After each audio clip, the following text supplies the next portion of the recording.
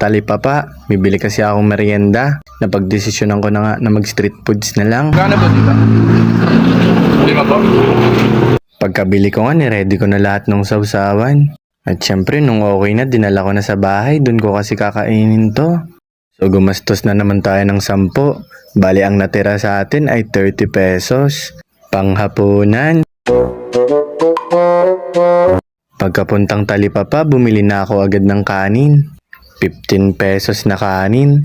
Tapos nagtingin na rin ako na mabibili. Nakita ko to si ate nagtitinda siomay, self-service. Kaya bumili ako worth 15 pesos. Talagang binawi ko na lang sa condiments. Kahit 3 lang binili kong siomay. Ang dami nilang condiments dito, nilagay ko lahat. Kalamansi, tapos toyo, umalis na rin ako agad nun pagkatapos. Pagkadating sa bahay, niready ko na tong kanin na worth 15 pesos.